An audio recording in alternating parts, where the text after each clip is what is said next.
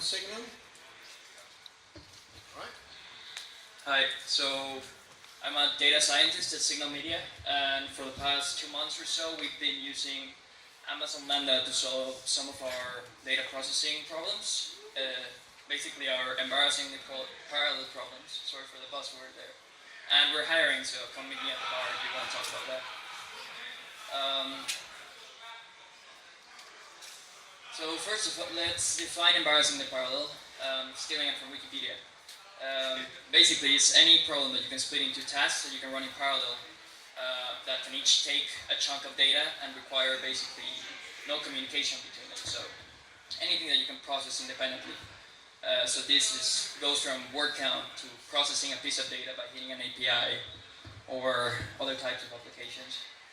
And at the moment, we have several solutions for this problem. We can use Hadoop or Spark, but their main disadvantages is that even though there is managed versions of these platforms in Amazon and in Google, you still have to manage and provision some infrastructure, and you're going to have to change your code considerably so that it fits the framework. But the most important one is that if you want more concurrency, so if you want to run more tasks at the same time, you're going to need to pay more money, so you need to increase the number of nodes. And for this particular type of problems, that embarrassing parallel, you really want to increase the level of parallelism because that's the only way of speeding up solving your problem in a large collection, right? So meet Amazon Lambda. It's basically an Amazon web service that allows you to submit your code online and then just invoke it. And they manage infrastructure for you. They scale it to even 1,000 invocations per second. So you have near unlimited concurrency.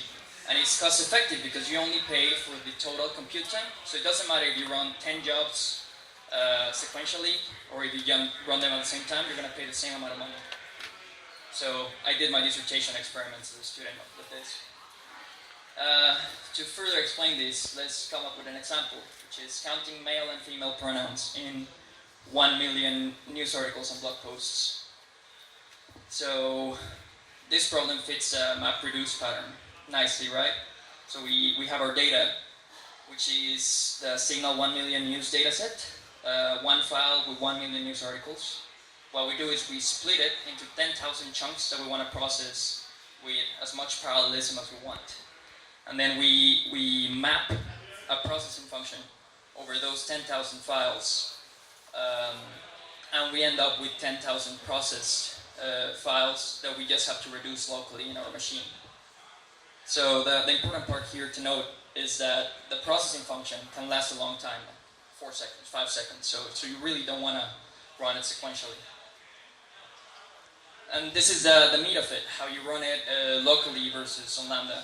You basically just use the magnificent concurrent features library in Python. If you use process fuel executor, it's going to check your machine, check how many processes it can launch, and it's going to map your processing function on as many processes as it can. So it's 8 processes in my machine, and it took 2 hours. Whereas in Lambda, you use the thread pool executor, and you specify a maximum number of concurrency that you want, so you have full control over the level of concurrency you want. In this case, I specify 995, because my limit in Lambda was 1,000. You can raise it by just asking them to raise it up. But yeah, I basically ran 995 processes at the same time, and instead of 2 hours, it took 2 minutes. And I only pay per experiment. So the minimum price you will have to pay is basically $4 per hour in a really large machine in Amazon, whereas in Lambda it only costs $1, right? So that's it. The takeaway message is basically Lambdas are cheap and fast. There's no extra cost for increasing the level of concurrency to processing your data, and you need to do minimum code changes because you can just literally upload your own Python code there.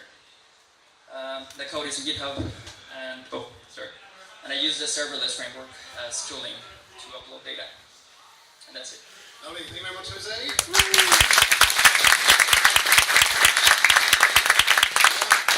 So that brings us to the end of this evening's entertainment. I should probably go ahead and suggest